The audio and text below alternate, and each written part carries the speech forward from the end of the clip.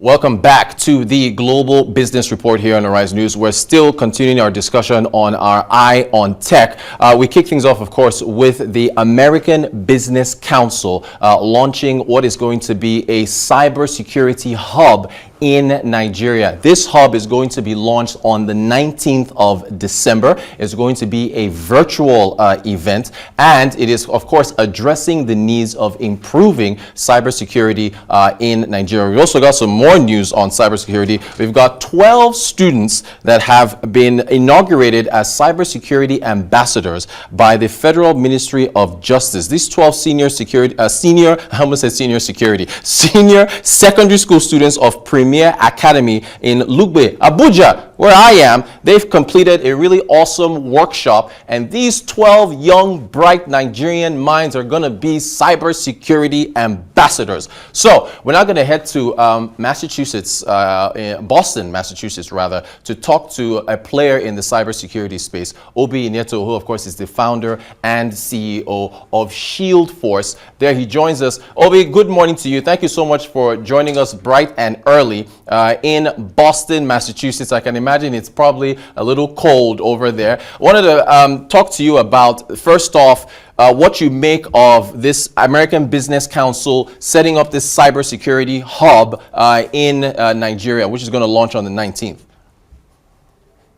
I think it's a welcome development by the American Business Council. Cybersecurity awareness training is very key for Nigeria at this moment, and it's a welcome development. It's a step in the right direction to educate the people on the importance of cybersecurity threats. All around the world, countries, organizations, and businesses are facing tremendous threats from cybersecurity, and social engineering attack seems to be the way they get into organizations and businesses. So sensitizing the people, sensitizing the youths on the importance of cybersecurity etiquettes, social engineering attacks, human cybersecurity awareness training is very key. And I personally commend the American Business Council. It's a beautiful initiative. Well, speaking of America, as I said, you're in Boston, so you've started this company, ShieldForce, which is, tell us about that, because is it only for the U.S. market?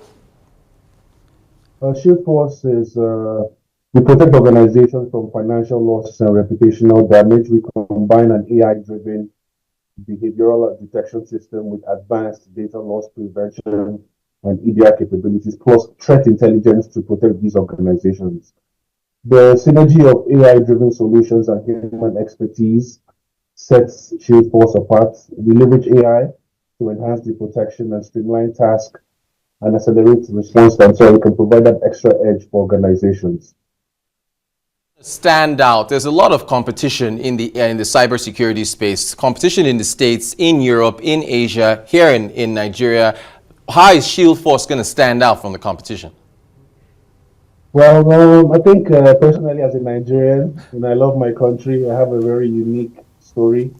People in America, most Americans here have heard about the story of the Nigerian prince, right? So you open your email, you see some email from somebody telling you how he won $50 million and wants you to do this. So, our story is very unique. Now, this is a Nigerian doing something about the problem, right? So we're putting ourselves out there, educating the people that, Nigerians are not just scammers around the world.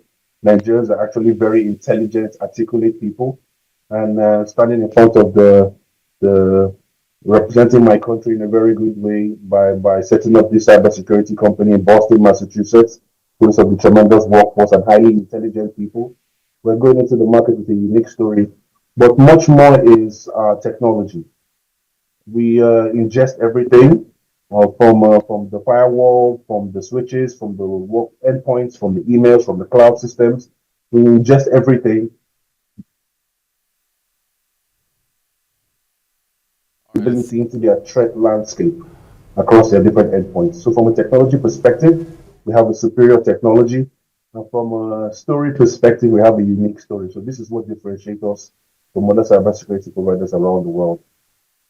Well, okay, of course, you're a proud Nigerian. Just, next time, just have a Nigerian flag behind you, just to, for the effects. But let me ask you about, let me ask you about those 12 students right here in Abuja that have been inaugurated as cybersecurity ambassadors from the senior secondary school here in Nigeria, here in Abuja. How important is it to get the youth, the children, the future, to get them involved in tech at this time, especially for cybersecurity? Well, I think Nigeria is a very large country, right? We have over 200 million people. I think the ministry is I commend the Ministry of Justice, but I think they can do more. Picking 12 students in Abuja to educate them, we have over millions of people. They can do more, but I commend them. It's a step in the right direction. And if other ministries can follow suit and educate, provide these sort of trainings for Nigerian youths to educate themselves in cybersecurity, it's going to go a long way. Cybersecurity is a very lucrative career.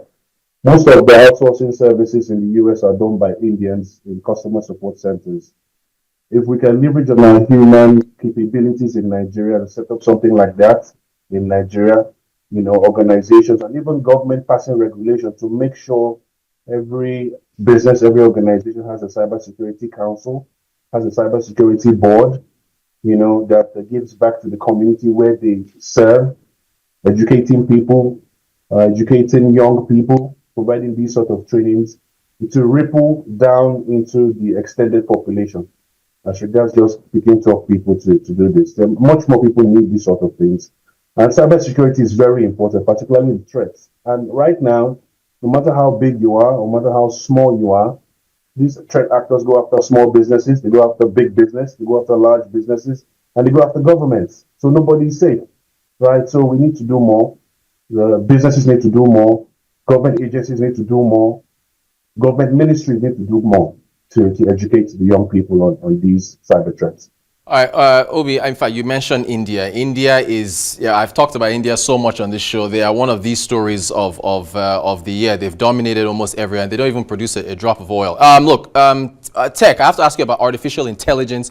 I don't know if you remember Avengers Age of Ultron from 2015, when Ultron, the robot that wanted to take over the world, and the Avengers had to stop him. Is artificial intelligence, does that increase the risk of cybersecurity? What's your take? I think there are two sides of the coin, right?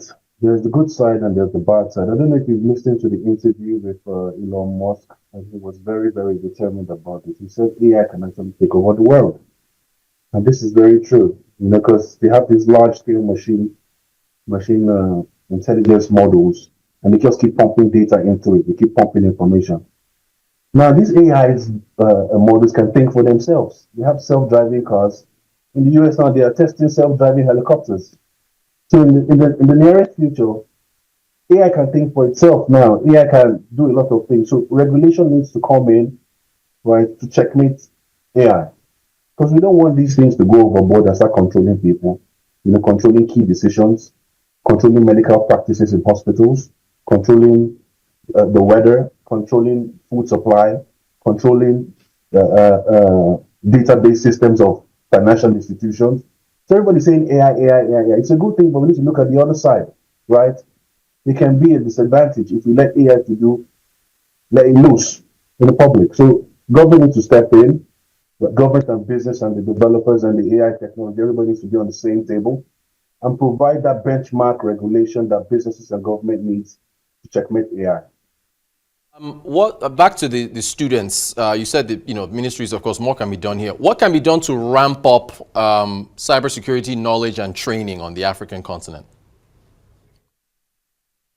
I think sensitization is very key, and goes back to government playing a major role in sensitizing the people, passing laws to make it mandatory to have cybersecurity checklists. Like every organization should have the cybersecurity checklist. You should be doing A, B, C, D, E, the minimum basic.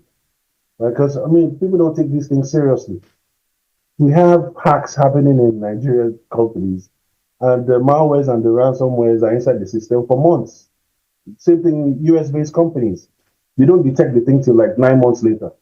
Meanwhile, the threat has already happened 9 months ago, and critical information, the data of the organization has been shipped to a third-party system. So the attackers just let you know after 9 months that we've hacked you 9 months ago, pay this ransom and we'll release your data. Meanwhile, they've done the thing like 10 months ago. So government needs to step in to really put their foot down on cybersecurity, the minimum basics. You should do these checklists. Make sure you have multi-factor authentication set up. Make sure you have your email security set up. Not just having a firewall and an antivirus. You should go deep down and have an incident response plan. Because it's not a question of if you're going to get attacked. It's a question of when you're going to get attacked, right? So you need to keep your house in order before the attack comes.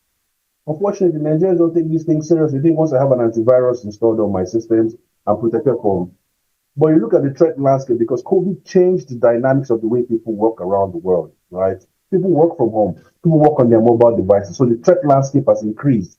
These endpoints have become touch points for cyber attackers to hit you and hit your system because you have people working working remotely, working from their third-party devices, working from the airports, not sitting down in a physical office to be productive and get their jobs done, right? They're working from different places, so the threat landscape has increased. So government needs to come in, put their foot down, particularly African governments, Nigerian governments, and the rest of the African countries. Their government needs to put their foot down and say, we need to take cybersecurity very serious. We need to drill down to primary school, nursery school, start to educate our people on the importance of cybersecurity. Great. Look at all these large-scale cyber attacks. It drills down to even the big guys are getting hit, and it's through social engineering and human deficiency. So it's a serious issue. Ibeto, founder, CEO, ShieldForce, cybersecurity company over in Boston, Massachusetts, serving the world. Thank you so much for your time. We appreciate you joining us on the Global Business Report. Take care.